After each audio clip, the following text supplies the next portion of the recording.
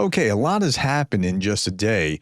About noon yesterday, there was a huge explosion, um, very big explosion. I'm going to talk about that at some length. Now, yesterday, so I do these daily briefs in the morning, and then I go off to class, and then I do three big stories in the evening. I didn't cover it in three big stories. It's happened about noon yesterday, my time, and then I do what I'm doing during the day, and then I come home in the evening and I look at my three big stories, and that's when I do like political coverage of like the three big things most affecting Ukraine. So it wouldn't have gotten to that story either. So that's one of the huge bangs, and I'll tell you about the other because it just happened.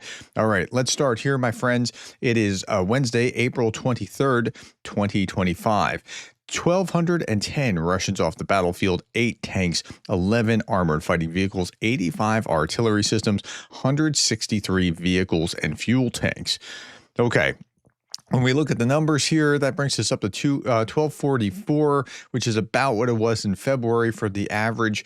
I'm really starting to dig this dashboard, and I'm probably going to convert to it. This is somebody tipped me off to this about a week ago, and then Ragnar Gudmundsson has put this together. I just interviewed him. I'll put out a video later on, him explaining his background and why he put together this dashboard the way he did, but it's so rich, it's so robust. You can find it on Twitter or Blue Sky. Just be looking for that. Okay, so, and he also gives a little summary. Engagements and casualties above the 7-day average.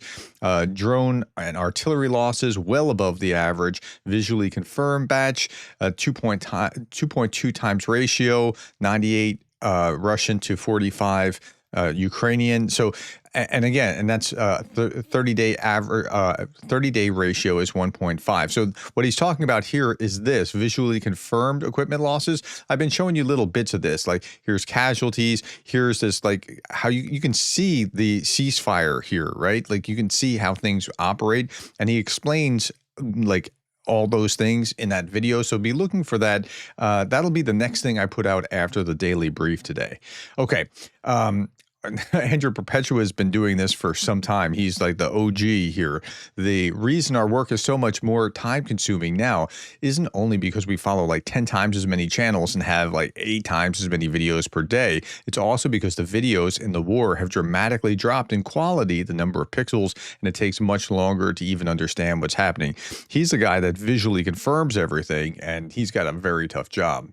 Okay, last night, Russia launched 134 Shahed drones, of which 67 were shot down, another 47 lost in location without negative consequences. But some things get through, like, well, before I talk about that, let me talk about the missiles. Now, that was Shahed drones we're talking about, but you hear about missiles getting through periodically.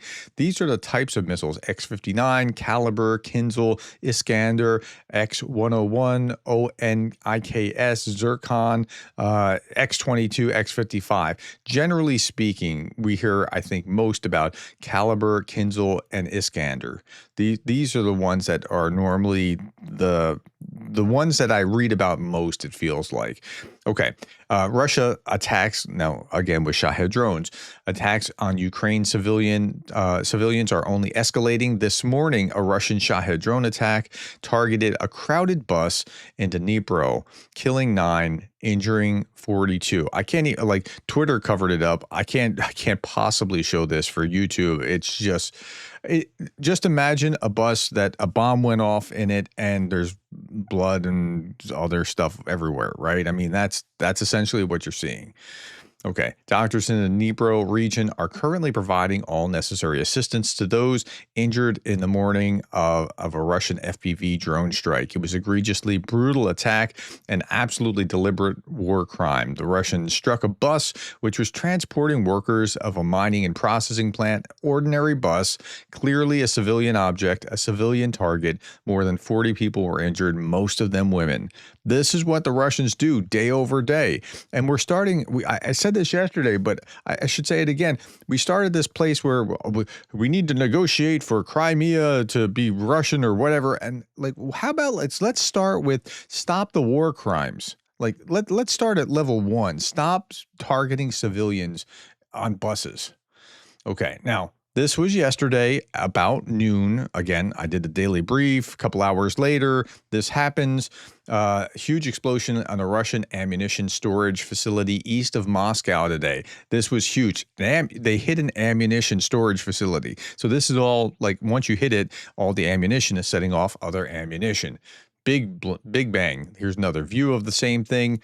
Okay, the road from Moscow to Kernhach has been closed off. A village nearby has been evacuated. Locals report powerful explosions continue. The area of the arsenal is 502 hectares. It's big, right? I mean, when I say it's big, you can see the mushroom cloud. It's big. NASA firm satellites confirm that the entire ammunition site of the 51st GRAU arsenal is covered in fire. It appears that this was a direct hit. So this seems to have been a really good hit for the Ukrainians. Igor Shushko reported early on 100,000 tons of munitions blown by Ukraine at the first GRAU missile and artillery arsenal east of Moscow. And then a little bit later in the day, Jake Bro added this: Ukraine has successfully struck and destroyed Russia's 51st GRAU weapons arsenal near Moscow, which contained, and he gave an updated figure, 264,000 tons of munitions. That's a good day for Ukraine. Russian sources are reporting, this is Preston Stewart, Russian sources are reporting that ammunition is falling as much as 10 kilometers from the depot that was hit today. What you see in the still frame of this video is the point where there's this explosion here. That's what this gray thing is. Like if I remove the video, it's just a peaceful neighborhood. And then, yeah, that's 10 kilometers from where this, so lots of explosion, things going up everywhere. Throughout the night and into the morning, detonations at the 51st Arsenal continue. And then we see 8 hours since the first explosions, and the detonation is still ongoing. It just, like, one thing pops off another, pops off another. Local residents of the town in a radius up to 50 kilometers from the 51st Arsenal report that they can hear sounds of explosions. So that was a pretty significant hit. But that was yesterday at about noon. And again, I didn't report it because it didn't happen before I got to the daily brief. Okay. Now, right now, this is a couple hours ago, right now so at the time that I'm recording this is about 2-3 hours ago. Right now, Yelabuga in Russia is coming under drone attack. Yelabuga is known where the Russians assembled their Garand and Shahed kamikaze drones. And you see a drone going across the sky. We'll see a little bit more of that in just a little bit. Ukraine strike UAVs hit a manufacturing plant for Shaheds.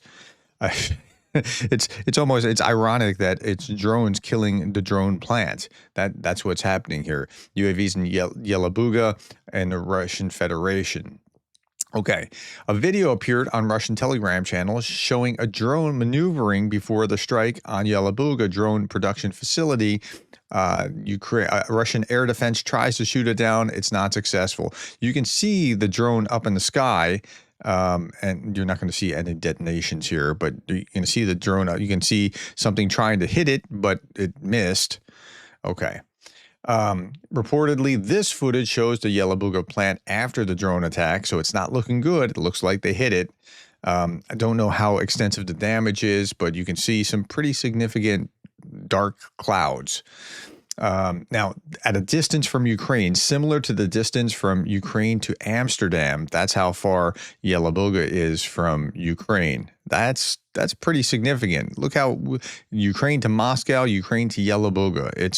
That's a big difference. Okay. Now let's turn our attention to the battlefield. Pokrovsk, 42 attacks. We use Pokrovsk because that's usually the heaviest place on the battlefield. That's higher than what I would have expected based on the 1210 figure that we saw in casualties. I don't understand this. So another failed Russian attack in the Zaporizhzhia region. Our warriors greeted the enemy with FPV drones and artillery strikes. As a result, 15 vehicles are destroyed. These tanks are just coming right down the road.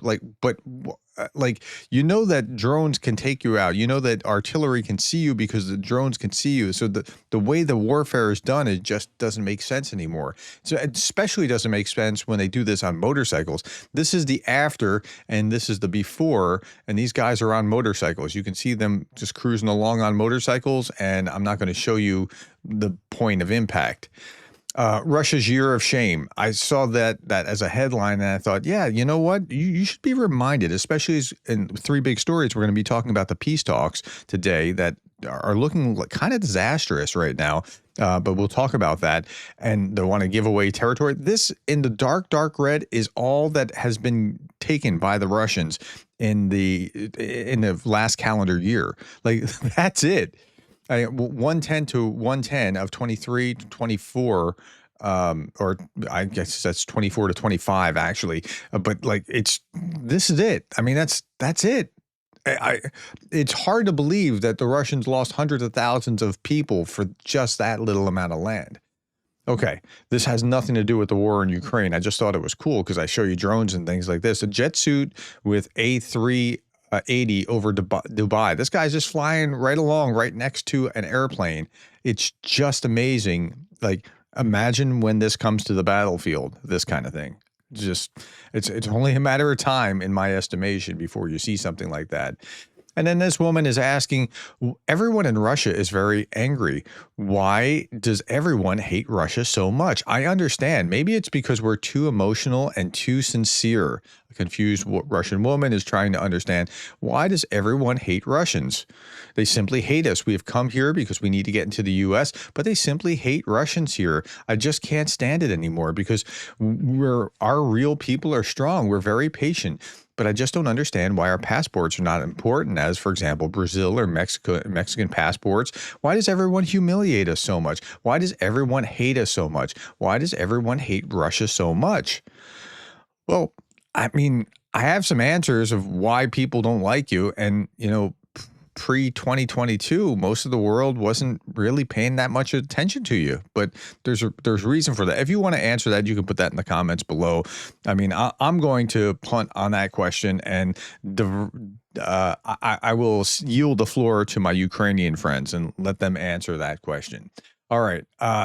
Last little bit from Darth Putin. On this day in 2004, the treaty on the Sea of Azov and the Kerch Strait came into force between Russia and Ukraine, which means you can trust us on a new peace deal now.